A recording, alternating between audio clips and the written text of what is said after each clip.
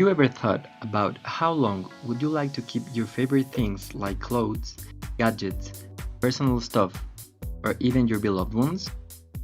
This physical attachment that depicts how important or could be someone or something for us is related to how useful, vital, or necessary you thought this thing or that person was for our subsistence. And when we talk about attachments, we could be talking from a baby attached to its feeding bottle to an architect attached to his old buildings. Now, when we talk about attachment, it doesn't mean that we are talking about something bad. We need attachments to evolve without forgetting who we are. So, in the way we need to know our parents' past, so then we can deal with our past, present, and future in order to survive. And in the same way, all architecture is necessary to let a society evolve without forgetting its origins. Talking about preserve in the same way that a person cannot be preserved to stay in the world forever, so the buildings cannot. And even when there are many differences among an object and a person, both of them are ruled by the same natural laws. Someday and somehow, they will get to an end. That's sad, right? But my goal here is to go further than that physical missing, because we are always focused on enjoying what we have and taking it to its boiling point. But how many times do you take a moment to analyze why is that so important to you? What is it that gives you so much? When the end comes, we don't have nothing much than the superficial memory we could have registered. Some photos, maybe, parts of it, and if we are lucky, we could have them all. But if not, maybe one or two or maybe nothing.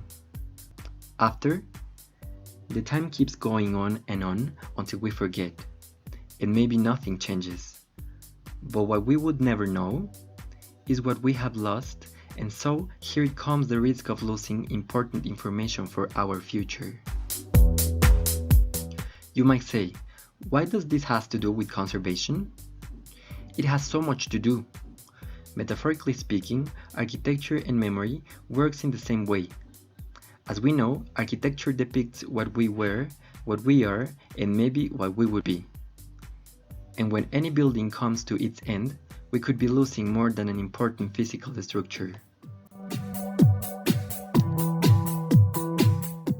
What's up, people? My name is Carlos Gomez Calderon, aka Chuck, from Mexico's National Polytechnic Institute, and today I would like to share with you a small talk about my research, so come on and follow me.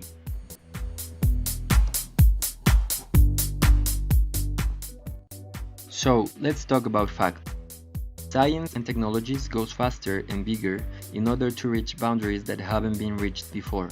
Newest and specific data can be obtained each time in an easier and more precise way. So in this side, we have a lot of guys saying, "Hi, we are here." On the other hand, architecture has already tons of buildings getting added to the list, and each of them have important information that must be preserved. This is internationally and nationally speaking. So, as I'm Mexican, I would like to start with this nation. Looking for some helpful information, I have found, according to some researchers and official government documents, that until 2019, Mexico City had 1,154 conservation specialists, graduates from one of the most important conservation universities at Mexico City. While, on the other side, and according to some journals and official government documents, until the same year, Mexico City has registered 85,000 buildings with historical value, and this is just talking about the capital. So, with this information, we could say that we have 73 buildings per each conservation specialist, what sounds crazy. I bet we would lose some of the 73 before the specialist gets to it. The next fact that isn't helping are the natural and human factors. Talking about nature, we could mention acid rains, harmful fauna, solar exposition, and earthquakes, the most recent, constant, and catastrophic natural factor we have already lived. Talking about human factors, we could tell from bad interventions to total demolitions. And with this, you could ask, how is the government dealing with this? Letting behind corruption and bureaucracy issues, let's say that the government, in turn, has reduced the budget used for conservation according to a New York Times publication. Finally, the last but not least factor is the lack of interest for studying and preserve the architecture. People love taking selfies in front of old buildings, but there are no more interests than having a great background.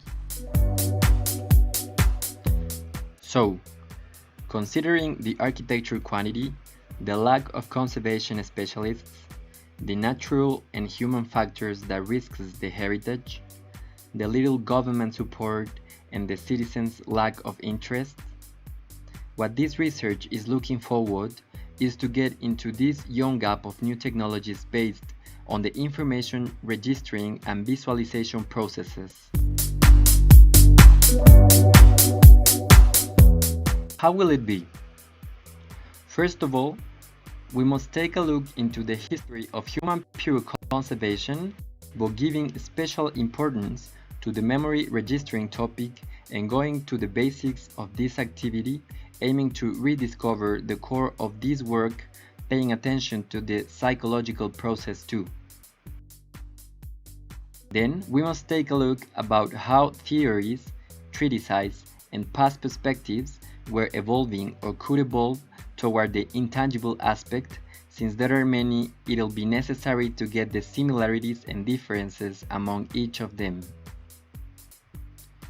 Into this review exercise, we will find the indiscriminated use of different concepts for this labor that could confuse or redirect the principal goal.